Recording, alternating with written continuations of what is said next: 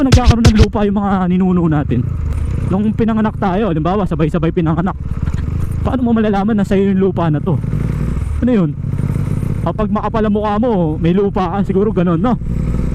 Kapag kurap ka o ganid ka, putang ina, dami mo siguro ng lupa. Ganun siguro dati.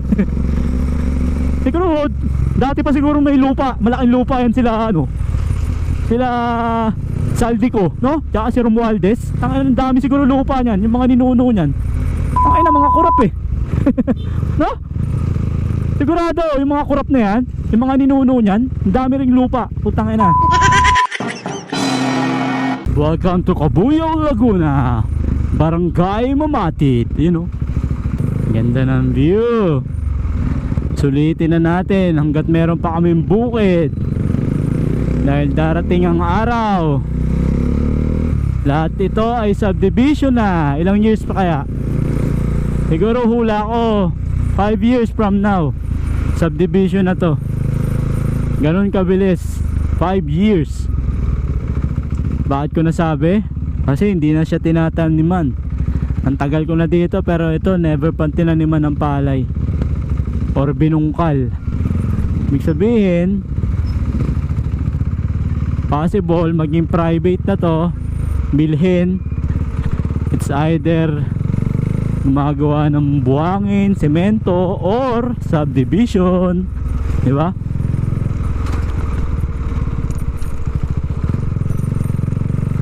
Ganun talaga. Ganun talaga ang buhay. Swerte ng mga sinaunang tao na may ano. Paano kaya nagkaroon ng ano, no? Siguro yung mga kurap dati, yun yung may mga lupa ngayon. Di ba? Yung unang panahon, di ba? Paano ba nagkakaroon ng lupa yung mga ninuno natin? Syempre, nung pinanganak tayo, halimbawa sabay-sabay pinanganak, paano mo malalaman na sa'yo yung lupa na to? Ano yun? Kapag makapal ang mukha mo, may lupa ka, siguro ganun, no? Kapag kurap ka o ganid ka, putang ina, dami mo siguro ng lupa. Ganun siguro dati. Siguro dati pa siguro may lupa, malaking lupa yan sila, ano, sila Saldico, no? Tsaka si Romualdez. Ang dami siguro lupa niyan, yung mga ninuno niyan. Ang ina, mga kurap eh. No?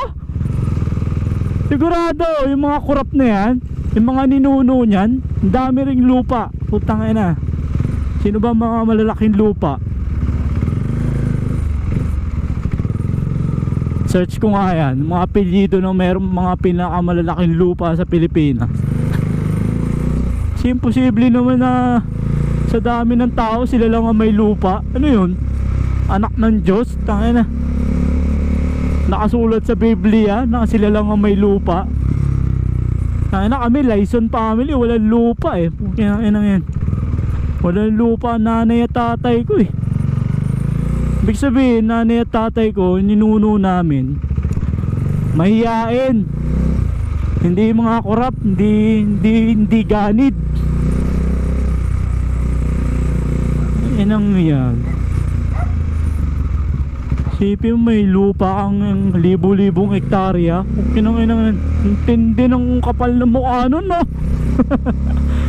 Ang tindi ng mga ninuno nyo. Puta ina, kakapal na mukha. Ang ina, ang titigas. Ang talang kami, oh. Lupa sa paso, putik na yan. Binibili pa yung lupa. Magkano isang sakong lupa? 70, putik na yan.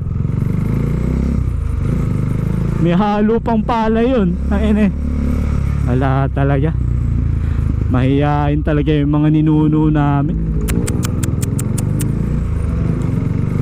Sablay, sayang.